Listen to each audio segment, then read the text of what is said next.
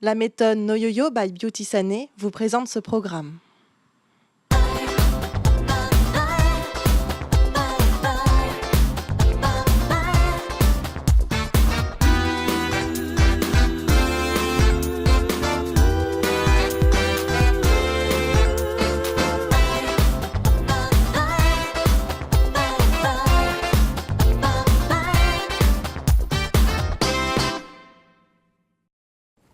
Bonjour et bienvenue dans Des régimes et moi, la première émission où nous invitons parlent sans complexe de poids, de régime et d'alimentation. Notre invité de la semaine ne passe jamais inaperçu. Il a reçu la médaille Fields 2010, la plus haute récompense de travaux en mathématiques. Il s'agit de Cédric Villani. Cédric, bonjour. Bonjour Sylvain. Comment allez-vous aujourd'hui? Toujours du bon pied. Toujours du bon pied. Eh bien, c'est ce que nous allons voir, si c'est toujours du bon pied, vu qu'aujourd'hui, nous allons nous plonger dans votre enfance et découvrir ainsi vos premiers souvenirs culinaires. Et donc, on va voir si c'est toujours du bon pied, que vous, même à cette époque-là. Que je me le fais.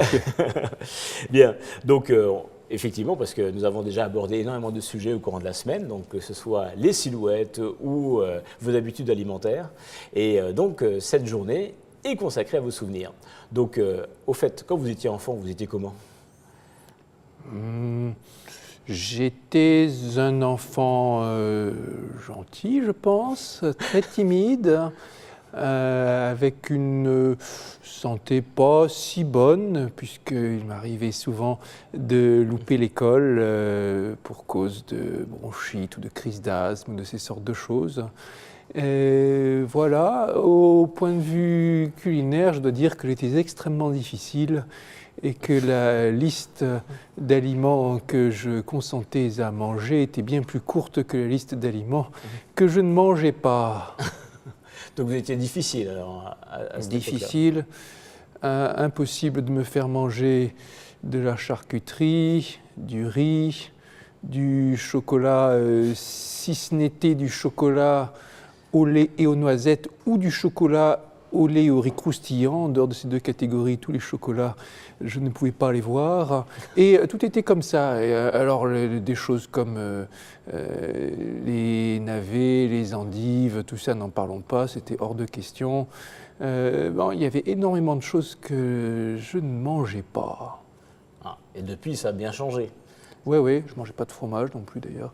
Oui, depuis, tout a bien changé. Hein. Vous savez, les goûts évolue, les goûts changent. C'est à quel moment que ça a vraiment beaucoup... Tout est progressif. Il y a des choses que j'ai commencé à manger fort tard. Je pense que c'est pas avant d'être vingtenaire que je me suis mis à manger des endives, par exemple. Le riz aussi, c'est quand j'avais peut-être 17 ans, quelque chose comme ça. Maintenant, l'un et l'autre font partie de mes aliments préférés. Et il faut, je pense, en tout cas, j'entends dire souvent qu'il faut entraîner les enfants à manger tout pour plus tard. Je ne suis pas convaincu. Moi, j'ai l'impression que les changements, ils se font pour beaucoup de manière inexplicable, peut-être par un jeu d'évolution hormonale ou qui sait quoi. Bien, on va donc vous découvrir en photo. Donc là, vous êtes en famille, donc vous êtes avec votre... Mon enfance à Brive-la-Gaillarde, mon enfance à Toulon ensuite, avec mon petit frère, mon père et mon grand-père. Vous êtes donc le petit frère, donc vous êtes le plus grand. Voilà, vous êtes l'aîné, oui. D'accord. Qui cuisinait à ce moment-là, à cette époque, quand vous étiez petit? Surtout ma mère. C'était votre mère qui cuisinait? Oui, elle cuisinait bien, avec entre autres une très bonne expertise sur la pâtisserie. Beaucoup de gâteaux. Beaucoup de gâteaux. Vous étiez sucré alors? J'aimais beaucoup ça. Alors pour le coup, que ce soit les sablés, les crêpes, les madeleines, les tartes au fromage blanc, les tartes aux fruits, tout ce que vous voulez, tout ce genre de choses, des gâteaux aux ananas, j'en avais tant que je voulais, ils étaient délicieux.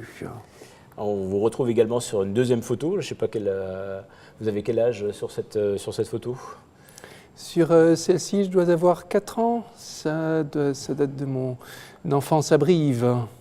Ouais, ouais. Donc vous aviez déjà des idées bien arrêtées sur les vêtements Vous voyez à ce moment-là. Revenons à votre enfance, si vous voulez bien. Ouais. Donc, quel était le plat préféré, quel était votre plat préféré quand vous étiez petit? Très clairement, la purée de pommes de terre, La purée de pommes de terre. avec un mélange de beurre et de lait pour l'agrémenter. Et quand vous étiez jeune, vous étiez curieux au niveau de la cuisine ou alors vous avez plutôt le nez dans les bouquins? Quand j'étais jeune, j'avais le nez dans les bouquins, y compris régulièrement, j'amenais mes bouquins à table, ce que mes parents n'appréciaient guère. Et je dois dire que j'étais assez hostile à l'exploration et au changement, plutôt les plats bien connus et éprouvés. Et quel est le premier plat que vous avez cuisiné vous-même? Ouh là là, je ne me souviens pas, mais très certainement, comme pour la plupart des gens, un plat de pâtes. C'est le plus facile. C'est le plus facile, c'est toujours bon. Il faut faire attention à ne pas les faire trop cuire, le défaut habituel des Français. Mais une fois qu'on est sensibilisé à cet écueil, tout va bien. Parmi les spécialités françaises, où va votre préférence? C'est quoi votre plat préféré? Voilà, c'est tellement dur de dire. Il y en a tellement des bons plats typiques français. Alors, je voudrais donner une mention particulière à un plat simple que j'affectionne énormément, extrêmement crémeux. C'est un peu l'idéal de la crème à la crème, hein, comme dans la bande dessinée d'Astérix chez les Normands, mais ça se matérialise sous une forme très subtile française qui est le Fontainebleau. Fontainebleau, dur de les trouver, bien préparés, bien frais, tout ce qu'on veut, mais alors, quel délice! Bien justement, donc, vous parliez de différentes régions françaises dans le domaine culinaire. Eh bien, on va se plonger dans le sud-ouest, où il y a un ingrédient que l'on retrouve souvent, qui est le haricot blanc, notamment dans le célèbre cassoulet. Vous aimez ça, Cédric? Cassoulet, bien sûr. Vous aimez le cassoulet? Alors, c'est pareil. Il y a du bon cassoulet, du mauvais cassoulet, du cassoulet médiocre, du cassoulet extraordinaire, tout ce que vous voulez.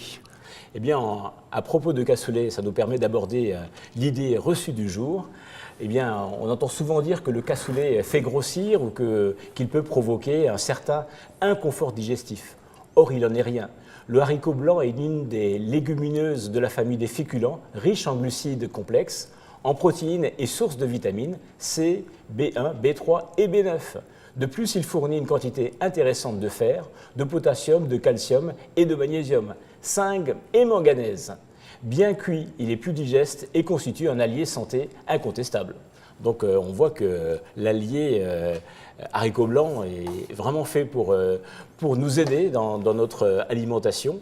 Eh bien, nous allons faire un petit test, si vous voulez bien, un test sur les légumineuses et notamment test sur les légumineuses. Absolument. Et donc on va falloir les classer du plus calorique au moins calorique.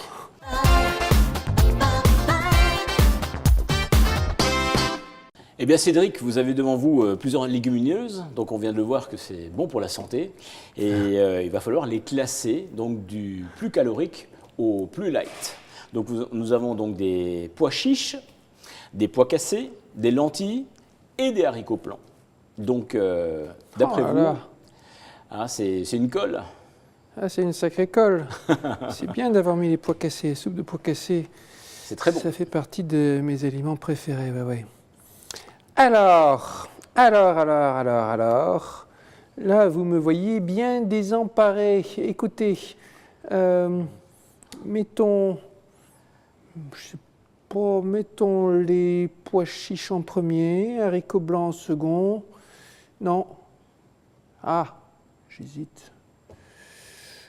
Pois chiches en premier, pois cassés en second, haricots blancs en troisième, lentilles en quatrième. Eh bien Cédric, pour une fois, il y avait un piège parce que nous avons mis les aliments dans le bon ordre en partant de mon côté. Donc effectivement, le plus calorique, bien évidemment, ce sont les pois chiches. Voilà, j'avais juste. Voilà. En deuxième position, les pois cassés. Et là aussi. Voilà. Et là où effectivement... et là où je me suis planté. Voilà, c'est la version sur la fin. Voilà. Et on les plante, les lentilles. Et effectivement, en troisième position, les lentilles. En dernier, les haricots blancs qui sont les plus light. Contrairement à une idée reçue. Absolument. Eh bien, donc, c'est sur ce test que s'achève cette 4e journée. Merci beaucoup pour le moment que nous avons passé ensemble. Et comme à chaque fois, nous allons donc terminer avec le conseil bien-être du jour. Donc, toujours en votre honneur. De plus en plus de recherches indiquent que la vitamine D est nécessaire au maintien d'une santé mentale optimale, tout au long de la vie. En plus d'être essentielle aux os, l'huile de foie de morue que l'on donnait autrefois aux enfants est l'aliment le plus riche en vitamine D. Mais si vous êtes difficile, privilégiez le hareng, les lardons ou encore les sardines. Bonne journée et à demain.